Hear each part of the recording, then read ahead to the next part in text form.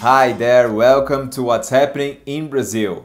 We start taking a look in the latest news about elections in Brazil. The starting signal is given. The electoral campaign period in Brazil starts this week.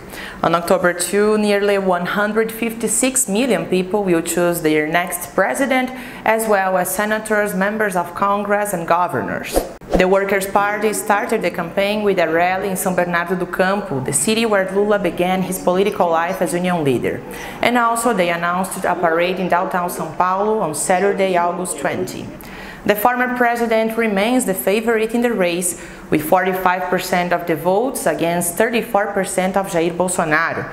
The poll published on Monday, August 15 by BTG Pactual also indicates that Lula would beat any of his opponents in a possible second round, which would be held on October 30. Bolsonaro also launched his campaign in the southeast of Brazil with an event in Juiz de Fora, state of Minas Gerais, where he suffered an attack during the 2018 elections. The head of state uses his position to implement economic measures to increase his popularity. Within the so-called package of benefits is the Auxílio Brasil, a monthly subsidy of around $110 for 18 million families. Another decision was to lower food prices, but the reduction was less than 5% when the price increase was 193% during his administration. In addition to activities in public spaces, in Brazil the law also provides for campaign time on radio and television according to the size of the parliamentary bench of each candidate. Lula, who is in a coalition formed by 80 political organizations and a base of 141 legislators, has around 3 minutes and 30 seconds of time of television per day. Next comes Bolsonaro for the Liberal Party with a base of 101 deputies, which assures him 2 minutes and 40 seconds a day. An electoral reform was approved in 2021 that imposes new financing rules as from this election. The Superior Electoral Court has a special fund of almost $1 billion, which is given to the parties to carry out their electoral campaigns. Private company financing is forbidden, only individual donations are authorized. Voting is mandatory for all Brazilians between 18 and 70 years of age. And for the first time, the country will have a series of international electoral observation missions. The electoral justice system signed agreements with the Mercosur Parliament and the Organization of American States, OAS. Eyes on Brazil less than 2 months before the general election. On September 7, celebrated Brazil's independence. Last year, the day was marked by anti-democratic protests headed by President Jair Bolsonaro himself. This year, he promised to take his supporters to the streets again to question the Brazilian electoral system. Convoco todos vocês agora, para que todo mundo, no 7 de setembro, vá às ruas pela última vez. The celebration for the 200th anniversary of Brazil's independence on September 7th has all that is necessary to be the last card President Jair Bolsonaro will play less than a month before the elections. It will probably be an attempt to showcase power, despite Bolsonaro, who is seeking re-election, being behind Lula in all the polls. It seems that Bolsonaro is not only stagnant in the polls but also has had fewer supporters attending his most recent manifestations. That is, he has been talking more and more to his own voters base, a group that still insists on supporting him. In order to keep this support, is rehashing a permanent or even a no discourse within his government of attacking democratic institutions. Historians question the very idea that the proclamation of independence was a heroic act of Dom Pedro I, which was immortalized in the famous painting Independence or Death by Pedro Américo. Convenient for the narratives Brazilian elites had at the time, the celebrations of September 7th would become grandiose during the new state period, fitting Getúlio Vargas' nationalist taste, and also during the military dictatorship from 1964 to 1985. Just as in 2021, This year's presidential statements will probably be full of attacks against the ministers of the Supreme Federal Court,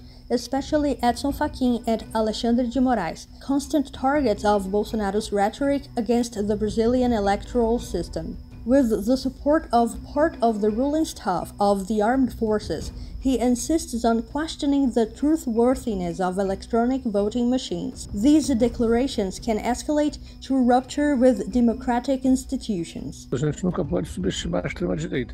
We must never underestimate the far right. There are a lot of armed groups and they may provoke because Bolsonaro is firmly convinced that he won't be re-elected. Therefore, he's searching for any chance to mess up the elections, to cause any social convulsion so he can call the armed forces to intervene and reestablish internal order.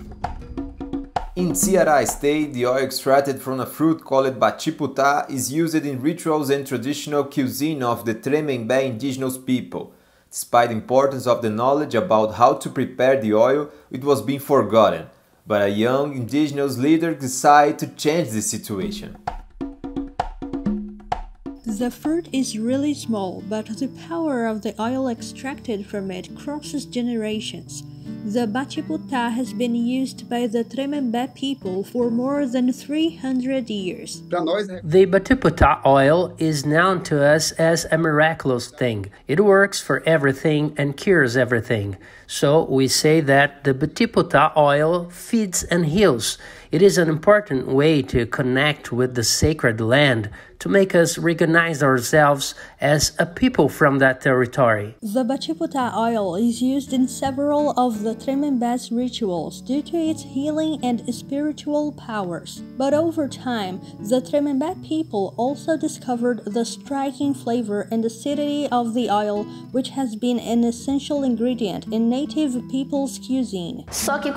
However, over time, its use became rare, and the new generations no longer participated in the oil manufacturing ritual. It was then when Mateus Tremembé decided to make the fruit the subject of his research, intending not only to rescue ancestral wisdom about the use of Batiputa oil, but also to perpetuate it. Before the research, the Batiputa oil was only prepared by the elderly of the village. There was no youth participation in this process. This worried me a lot because I was already 24 at the time and I didn't know how to make the oil. My mom and dad knew, but I didn't. The research was developed together with professionals from the Ceará School of Social Gastronomy who entered the Tremembé territory to help systematize the Batiputa oil extraction process, in addition to thinking on ways to bring generations about this ritual. We gave them all the support needed, and they arranged everything, harvested and planted. Today, I would say that we managed to put this knowledge, which was centralized among elderly people, in the spotlight among the youth in a systematic way. Today's recipe comes from a very special place, Chapada Diamantina in Bahia state. Besides waterfalls and natural landscape, the region is also known for its delicious food.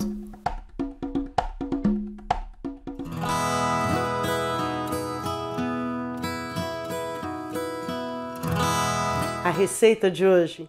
Today's recipe comes from Chapada Diamantina in Bahia state. It is this meat broth here with unripe bananas, which is very famous in that region. It is called Godot, which I prepared with that bone broth I taught you the other day. I froze the broth and now I'm using it in many recipes. But you can also prepare Godot using water. There is a secret when unripe banana is one of the ingredients of a recipe. It often sticks and releases a substance that stains things.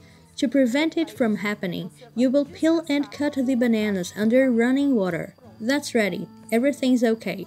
Braise the onion, bell pepper, cilantro stems, and green onion in the marrow butter with a pinch of salt until they reach golden brown.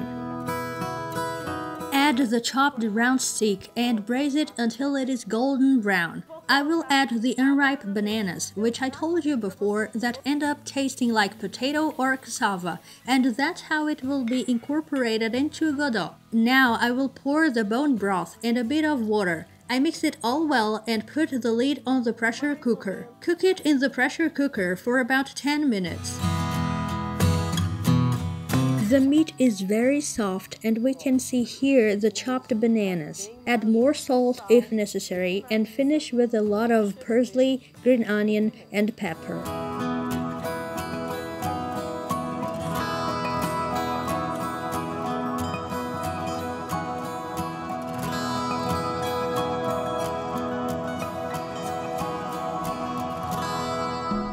Did you like the show? So hit the like button and share with your friends. Don't forget to subscribe to our channel to receive notifications. We'll see you next week.